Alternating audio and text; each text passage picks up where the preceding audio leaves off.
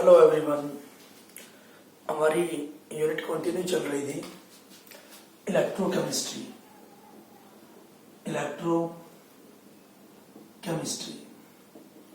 देखिए, हमने इलेक्ट्रोकेमिस्ट्री में लास्ट लेक्चर में टॉपिक किया था रेजिस्टेंस, कंडक्टेंस, ठीक है, और specific conductivity, molar conductivity, equivalent conductivity हमने निकाल ली थी, ठीक है, उनके फॉर्मूले हमने कर लिए थे, ठीक है।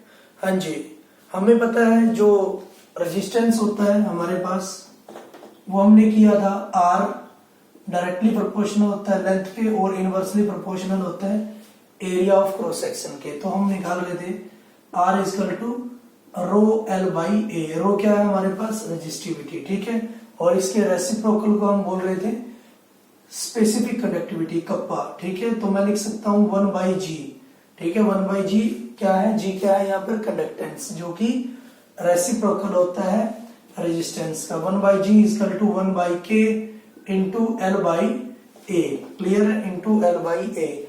और इससे हमने निकाल लिया था K equal to kappa means specific conductivity, ठीक है।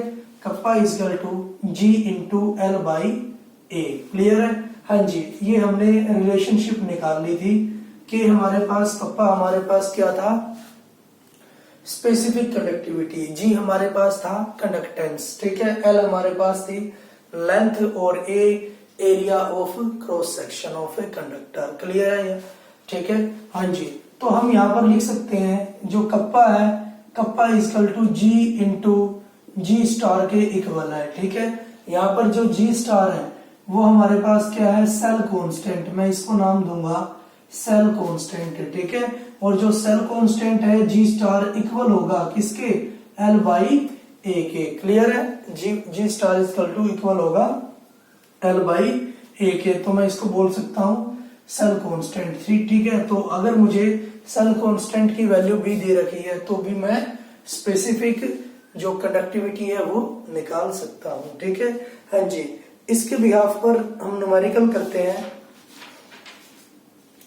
न्यूमेरिकल है हमारे पास 0.5 normal solution of A salt. हाँ जी, स्टेटमेंट है हमारे पास 0.5 normal solution of A salt, 0.5 normal solution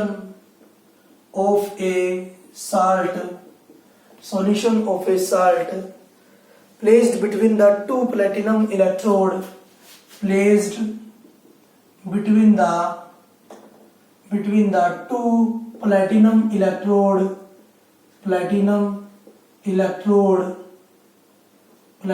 electrode 2 centimeter apart and of area of cross section 2 centimeter apart and area of cross section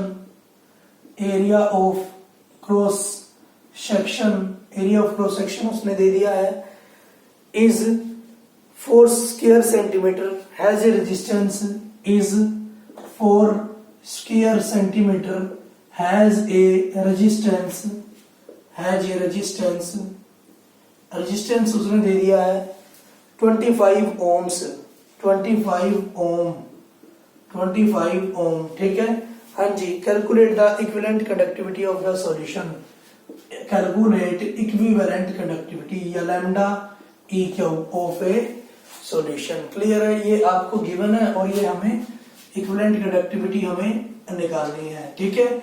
हाँ जी, देखिए हमारे पास जो इक्विवेलेंट कंडक्टिविटी होती है, equivalent conductivity equal to हमारे पास होती है, हाँ जी, कप्पा, क्लियर है, means specific conductivity into 1000 by normality, ठीक है, या फिर कंसंट्रेशन, जितनी उसने कंसंट्रेशन दे रखी है। देखिए कंसंट्रेशन हमें दिया है 0.5 नॉर्मल, क्लियर है। हाँ जी, स्पेसिफिक कंडक्टिविटी हमारे पास नहीं दे रखी है, तो स्पेसिफिक कंडक्टिविटी हम निकाल सकते हैं। स्पेसिफिक कंडक्टिविटी अभी हमने किया था के इक्वल टू क्या होगा? स्पेसिफिक कंडक्टिविटी इक्वल टू, हाँ जी, के इक्वल टू क्या होता है? G into L by A. Clear है? एल बाई ए को हम सेल कांस्टेंट भी बोलते थे। ठीक है, हाँ जी हमारे पास नहीं दे रखा, कंडक्टेंस नहीं दे रखा, लेकिन हमें पता है हमारे पास रेजिस्टेंस गिवन है, और रेजिस्टेंस क्या होता है? कंडक्टेंस का रेसिप्रोकल। तो मैं लिख सकता हूं इसको kappa equal to 1 by R into L by A. Clear है? हाँ जी, specific conductivity equal to 1 by R. R resistance कितना दे रखा है? 25 ओम, 25 ओम। क्लियर है? हाँ जी, यूनिट हमें साथ में लेके चलनी है। हाँ जी, लेंथ कितनी दी है उसने? 2 सेंटीमीटर, 2 सेंटीमीटर अपार्ट। ठीक है, तो एल की वैल्यू है 2 centimetre divide by area of cross section कितना है? 4 स्क्वायर सेंटीमीटर। ठीक है, हाँ जी, या फिर 4 सेंटीमीटर स्क्वायर के बराबर। क्लियर है? 1 सेंटीमीटर से 1 सेंटीमीटर कैंसल, तो ये मेरे पास बचा है, हाँ जी, 2 इंटू, ठीक है, कैंसल आउट, ये मेरे पास हो गया।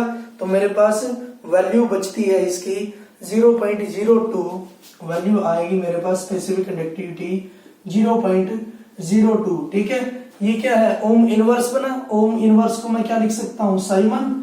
और ये क्या बना?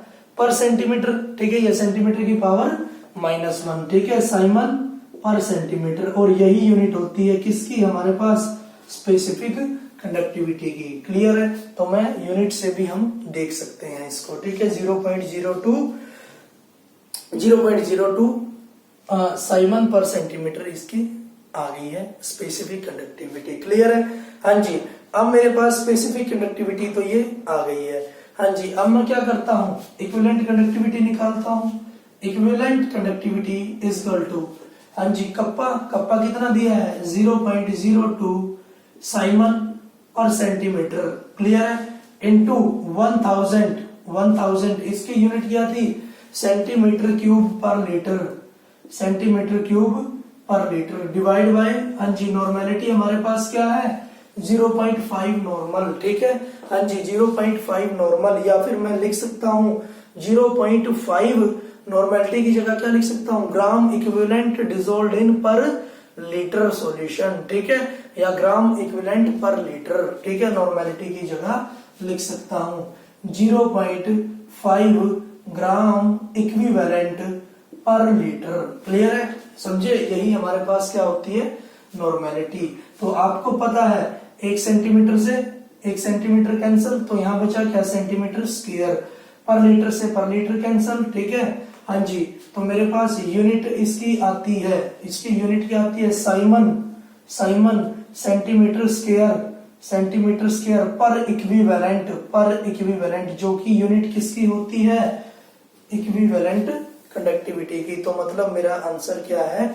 सही है। ठीक है, और ये मेरे पास वैल्यू आएगी 40 साइमन सेंटीमीटर स्क्वायर पर इक्विवेलेंट। ठीक है, तो इस तरह से मेरे पास क्या निकल गई? इसकी इक्विवेलेंट कंडक्टिविटी। क्लियर है? ठीक है, इस तरह से हमारे पास न्यूमेरिकल आएंगे। नेक्स्ट न्यूमेरिकल की हम बात करते हैं। एक नेक्स्ट हमारे पास न्यूमेरिकल है, पेपर में भी आ चुका है। ठीक है, प्रीवियस ईयर के जो एग्जाम थे उनमें भी ये आ चुका है, तो बड़ा इंपॉर्टेंट न्यूमेरिकल है। और इसी तरह के आते हैं numerical. Molar conductance of A 1.5 molar conductance of A 1.5 molar solution of an electrolyte is found to be molar solution of an electrolyte is found to be 138.9 Simon centimeter square, 1.38 Simon centimetre square. ठीक है, molar conductance दी है। What would be the specific conductance of this solution? What would be the specific conductance kappa, ठीक है, of the solution. ठीक है, solution की जो specific conductance है वो क्या होगी? क्लियर है? हाँ जी, सबसे पहले तो मुझे क्या दे रखा है? मोलर कंडक्टिविटी की टर्म में मुझे ये एग्जाम्पल दे रखा है, ठीक है। हाँ जी, मैं लिख सकता हूं मोलर कंडक्टिविटी हमारे पास होती है lambda M equal to specific conductivity into 1000 by molarity, 1000 by molarity, या फिर जितने मोलर का हमारे पास सॉल्यूशन गिवन आउट होता है, ठीक है, वो चीज हमें दे रखी है, ठीक है। तो उसने दे रखा है मोलर कंडक्टेंस दे रखा है, ये वैल्यू हमें दे रखी है लैम्डा एम, ठीक है। हाँ जी, और मुझे दे रखा है क्या, कंसंट्रेशन, ठीक है, 1.5 मोलर सॉल्यूशन की कंसंट्रेशन। तो मैं वैल्यू पुट कर सकता हूं, मोलर कंडक्टेंस क्या होगा 1.38 साइमन सेंटीमीटर स्क्वायर पर मोल, साइमन सेंटीमीटर स्क्वायर पर मोल, ठीक है। हाँ जी, इक्वल टू कप्पा मुझे निकालना है, ठीक है। हाँ जी, 1000, हाँ जी, यूनिट हमारे पास क्या होगी 1000 सेंटीमीटर क्यूब पर लीटर, क्लियर है, क्योंकि मोलैरिटी हमारे पास क्या होता है सेंटीमीटर क्यूब पर लीटर, ठीक है। क्योंकि हमारे पास क्या होता है molarity number of moles dissolved in 1 litre of solution, clear है। हाँ जी, और ये मेरे पास आ गया मोलैरिटी कितनी दे रखी है 1.5 मोलर, या फिर इसको मैं लिख सकता हूं 1.5 मोल पर लीटर, ठीक है, 1.5 मोल पर लीटर, ठीक है। हाँ जी, देखिए सेंटीमीटर स्क्वायर से स्क्वायर कैंसल, 1 सेंटीमीटर बचा, हाँ जी, पर लीटर से पर लीटर कैंसल, ठीक है, पर मोल से पर मोल कैंसल, ठीक है। आपके पास यूनिट क्या क्या बची है, एक तो साइमन बचा है और एक सेंटीमीटर बचा है, ठीक है।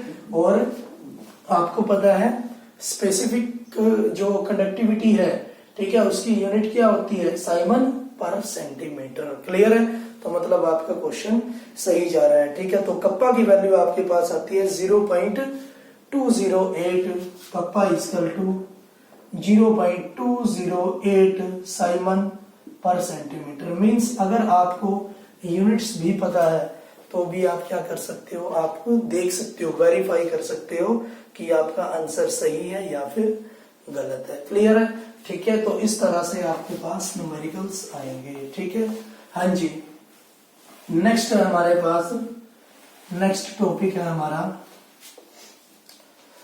Variation of conductance, specific conductivity, equivalent conductivity and molar conductivity with concentration और डाइल्यूशन, ठीक है, बहुत इंपॉर्टेंट टॉपिक है। वेरिएशन ऑफ कंडक्टेंस, हाँ जी, specific conductivity kappa, molar conductivity, equivalent conductivity, ठीक है, विद कंसंट्रेशन एंड डाइल्यूशन या फिर कंसंट्रेशन का मोलर कंडक्टिविटी कंडक्टेंस पे और आयनिक स्पेसिफिक कंडक्टिविटी और इक्विवेलेंट कंडक्टिविटी पर क्या इफेक्ट पड़ता है, ठीक है।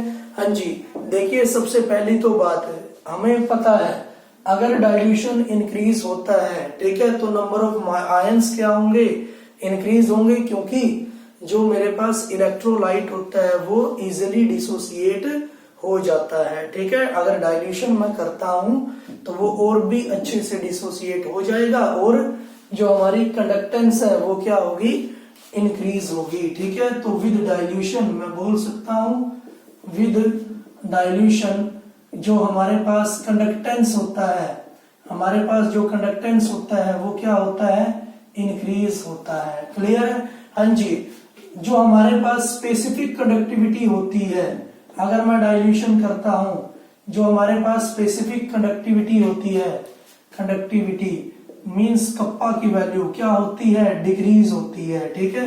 हाँ जी, क्योंकि देखिए हमने बोला था जो कंडक्टिविटी है वो तो क्या स्पेसिफाई करती है मोमेंट ऑफ आयंस, ठीक है, और डाइल्यूशन से तो आयंस, नंबर ऑफ आयंस ज्यादा होते हैं लेकिन और कंडक्टिविटी भी ज्यादा होनी चाहिए, लेकिन मैंने तो यहाँ पर बोल दिया कि स्पेसिफिक कंडक्टिविटी डाइल्यूशन के साथ क्या होती है, घट रही होती है, ठीक है। ऐसा क्यों है, ठीक है, ये रीजन आ भी जाता है, ठीक है, कंपटीशन एग्जाम में भी ये पूछा जाता है। स्पेसिफिक कंडक्टिविटी हमारे पास क्या होती है, सबसे पहले तो हमें ये पता होना चाहिए, स्पेसिफिक कंडक्टिविटी होती है ions present in 1 centimetre, ion present in 1 centimetre cube, clear है, उसको हम क्या बोलते हैं, स्पेसिफिक कंडक्टिविटी। जैसे हमारे पास एक क्यूब है, हमारे पास एक क्यूब है, उसका ये एक फेस है, ठीक है, हमारे पास एक क्यूब है, उसका ये एक फेस है, ठीक है। हाँ जी, हमारे पास जो स्पेसिफिक कंडक्टिविटी होगी, इसको मैं 4 पार्ट्स में डिवाइड कर सकता हूं, और ये होगा हमारे पास 1 सेंटीमीटर क्यूब, क्लियर है, 1 सेंटीमीटर क्यूब, ठीक है। 2 सेंटीमीटर इसकी ये एज है, और 2 सेंटीमीटर क्यूब इसकी 2 सेंटीमीटर सॉरी ये एज है, ठीक है, मीन्स इसकी लेंथ है। तो मैं बोल सकता हूं, मैंने बोला है कि इस एरिया में जितने आयंस प्रेजेंट होंगे वो हमारी क्या होगी, स्पेसिफिक कंडक्टिविटी, क्लियर है। लेकिन जब मैं डाइल्यूशन करता हूं, ठीक है, नंबर ऑफ आयंस क्या हो जाते हैं, नंबर ऑफ आयंस क्या होंगे, एक दूसरे से दूर चले जाते हैं, ठीक है, मींस वो मूवमेंट करने लग जाते हैं। तो इस एरिया में जो नंबर ऑफ आयंस क्या होंगे, वो कम बच जाएंगे, क्योंकि वो तो इधर उधर क्या चलेंगे, भाग गए हैं, ठीक है। तो इसका मतलब, लेकिन मुझे देखना है इस एरिया में, ठीक है, क्योंकि स्पेसिफिक कंडक्टिविटी क्या होती है हमारे पास, conductivity in 1 centimetre of cube, या फिर ions present in 1 centimetre of cube. इस सेंटीमीटर क्यूब में जितने आयन प्रेजेंट है, लेकिन डाइल्यूशन जब मैंने की, आयंस इसमें तो बचे ही नहीं, वो तो क्या होंगे, इधर उधर मूवमेंट करने लग जाते हैं। तो इसकी वजह से हमारे पास इस जो एरिया है उसकी जो कंडक्टिविटी है वो क्या हो जाती है, कम हो जाती है, और इसीलिए जो स्पेसिफिक कंडक्टिविटी है वो हमारे पास क्या हो जाती है, डिक्रीज होती है, क्लियर है, ठीक है। हाँ जी, जो हमारे पास मोलर कंडक्टिविटी है एंड जो हमारे पास इक्विवेलेंट कंडक्टिविटी है वो क्या होती है, डाइल्यूशन के साथ वो क्या होती है, इंक्रीज होती है, क्लियर है। ये बात जरूर ध्यान रखनी है, तीनों बातें, क्योंकि मैं बोल रहा हूं कि कंपटीशन में भी वो क्वेश्चन पूछ चुका है, ठीक है। तो molar conductivity and equivalent conductivity क्या होती है, इंक्रीज होती है, क्लियर है। ऐसा क्यों होता है, आपको पता है, molar conductivity and equivalent conductivity होता है specific conductivity into volume, clear है, स्पेसिफिक कंडक्टिविटी इनटू वॉल्यूम। तो मैंने बोला चलो ठीक है, मैं बोल रहा हूं कि जो स्पेसिफिक कंडक्टिविटी है वो तो डिक्रीज होती है, लेकिन हमारे पास वॉल्यूम क्या होती है, इंक्रीज होती है जब हम डाइल्यूशन करते हैं। तो इनका मतलब जो डिक्रीज हो रही है स्पेसिफिक कंडक्टिविटी वो कंपनसेट हो जाती है, ओवरवेट हो जाती है, किसके द्वारा, इंक्रीज इन वॉल्यूम के द्वारा। मींस ये बोल रहा है कि घट रही है, ये बोल रहा है बढ़ रही है, तो चलेगी किसकी, जो वॉल्यूम की, ठीक है, कंपनसेट कर लेगा वॉल्यूम किसको, स्पेसिफिक कंडक्टिविटी को, ठीक है। तो ये ओवरवेट कर लेता है, तो इसकी वजह से हमारे पास जो मोलर कंडक्टेंस, या फिर मैं ओवरऑल रिजल्ट बोल सकता हूं, मोलर कंडक्टेंस और इक्विवेलेंट कंडक्टेंस क्या होगा, इंक्रीज होती है, क्योंकि हमारे पास ओवरऑल वॉल्यूम बढ़ रही होती है, क्लियर है, ठीक है। तो ये था हमारे पास वेरिएशन। फिर उसने बोला है variation of conductivity with concentration, ठीक है, विद कंसंट्रेशन, कंसंट्रेशन के साथ कैसे बढ़ती है कंडक्टिविटी, क्लियर है। हाँ जी, हम दोनों के लिए करेंगे, स्ट्रॉन्ग इलेक्ट्रोलाइट के लिए भी, स्ट्रॉन्ग इलेक्ट्रोलाइट के लिए भी और वीक इलेक्ट्रोलाइट के लिए भी, वीक इलेक्ट्रोलाइट के लिए भी, ठीक है। हाँ जी, आपको पता है जो स्ट्रॉन्ग इलेक्ट्रोलाइट थे हमने पढ़े भी हैं पिछले लेक्चर्स में, स्ट्रॉन्ग इलेक्ट्रोलाइट जो स्ट्रॉन्ग एसिड होते हैं या फिर स्ट्रॉन्ग बेस होते हैं, और वीक इलेक्ट्रोलाइट जो वीक एसिड या फिर वीक बेसिस को हम बोल सकते हैं, ठीक है। हाँ जी, हमें पता है कि जो कंडक्टिविटी होती है कंसंट्रेशन के साथ, अगर मैं उसकी देखता हूं कंडक्टिविटी किसी भी इलेक्ट्रोलाइट की, तो वो क्या होती है, डिक्रीज होती है, ठीक है। तो सबसे पहले हम स्ट्रॉन्ग इलेक्ट्रोलाइट की तरह बिहेव करते हैं, ठीक है। अगर मैं स्ट्रॉन्ग इलेक्ट्रोलाइट को देखता हूं, सबसे पहले स्ट्रॉन्ग इलेक्ट्रोलाइट के केस में देखता हूं, देखिए इसको हम एक्सप्लेन करते हैं डेबे हक्कल ओनसाइजर इक्वेशन से, डेबे हक्कल ओनसाइजर इक्वेशन से हम इसको प्रूव करते हैं, ठीक है। डेबे हक्कल ओनसाइजर इक्वेशन हमारे पास क्या होगा कि जो लैम्डा एम है एट एनी कंसंट्रेशन की मोलर कंडक्टिविटी है, ठीक है, किसी भी कंसंट्रेशन पे इक्वल होगी लैम्डा एम नॉट, ठीक है, लैम्डा एम किस पे, at dilution, lambda M naught का मतलब मोलर कंडक्टिविटी एट डाइल्यूशन, ठीक है। हाँ जी, माइनस ए रूट सी, ठीक है। ए हमारे पास क्या होगा, कांस्टेंट होगा, ए हमारे पास क्या होगा, कांस्टेंट, और सी हमारे पास क्या होगा, कंसंट्रेशन, ठीक है। और लैम्डा एम नॉट हमारे पास क्या होगा, molar conductivity, molar conductivity at dilution, at dilution, ठीक है। हाँ जी, लैम्डा एम सी हमारे पास होगा molar conductivity, molar conductivity at any concentration, किसी भी कंसंट्रेशन पर मोलर कंडक्टिविटी, ठीक है। हाँ जी, अभी हमें इससे पता चलता है, या फिर मैं इसको लैम्डा एम नॉट को लिमिटिंग मोलर कंडक्टिविटी भी बोल सकता हूं, मोलर कंडक्टिविटी एट डाइल्यूशन भी बोल सकता हूं, या इसको बोल सकता हूं लिमिटिंग मोलर कंडक्टिविटी भी, ठीक है। हाँ जी, अगर मैं KCl एक स्ट्रॉन्ग इलेक्ट्रोलाइट ले लेता हूं, अगर मैं स्ट्रॉन्ग इलेक्ट्रोलाइट ले लेता हूं KCl, तो ग्राफ प्रूव करता हूं, ठीक है, ग्राफ प्रूव करता हूं, तो मैंने देखा, अगर मैं ग्राफ प्रूव करता हूं किसके बीच, किसके बीच अगर मैं ग्राफ प्रूव करता हूं, मोलर कंडक्टिविटी और रूट कंसंट्रेशन रूट सी के बीच, ठीक है, मोलर कंडक्टिविटी और कंसंट्रेशन रूट सी के बीच ग्राफ प्लॉट करता हूं, तो मैंने देखा जो डाइल्यूशन है, ठीक है, जो डाइल्यूशन है मींस लैम्डा एम नॉट, वहां पर मोलर कंडक्टिविटी मेरी क्या थी, मैक्सिमम थी एक स्ट्रॉन्ग इलेक्ट्रोलाइट के लिए, ठीक है। लेकिन जैसे जैसे मैंने कंसंट्रेशन बढ़ाई, जैसे जैसे कंसंट्रेशन बढ़ाई, मेरी कंडक्टिविटी क्या हुई, डिक्रीज होती आ गई, ठीक है। हाँ जी, जैसे जैसे मैंने कंसंट्रेशन बढ़ाई, कंडक्टिविटी क्या हो गई, डिक्रीज होती आ गई, क्लियर है। हाँ जी, और मेरे पास ग्राफ इस तरह से आया, किसका, KCl का, क्लियर है। KCl की जो कंडक्टिविटी है उसका ग्राफ मेरे पास इस तरह से आया, मतलब ये जाना तो चाहिए था इस तरफ, डायरेक्ट घटनी चाहिए थी कंसंट्रेशन के साथ, ठीक है, मोलर कंडक्टिविटी स्टीपली डिक्रीज होनी चाहिए थी, लेकिन ये ग्राफ आया इस फॉर्म में, क्लियर है। हाँ जी, तो ऐसा क्यों हुआ, ठीक है।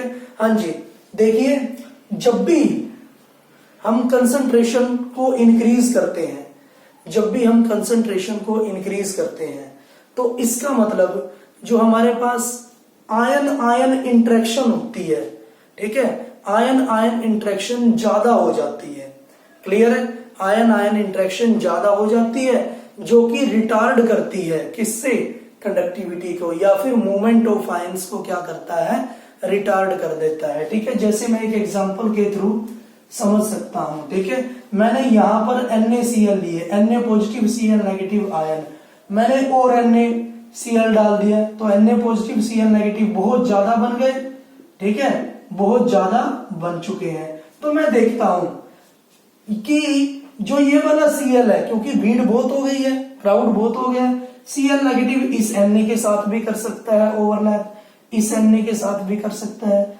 इस Na के साथ भी कर सकता है, क्योंकि बार बार उसको क्या हो रही है, जो कंसंट्रेशन है हमारी Na पॉजिटिव की और Cl नेगेटिव की वो ज्यादा हो रही है, तो मींस मैं बोल सकता हूं आयनिक आयनिक अट्रैक्शन है वो ज्यादा हो गई है। मींस अगर मैं कंसंट्रेशन बढ़ाता हूं तो हमारे पास आयनिक आयनिक इंटरेक्शन ज्यादा हो जाती है, जिसकी वजह से मूवमेंट ऑफ आयंस नहीं हो सकती, ठीक है, which retard the movement of ions.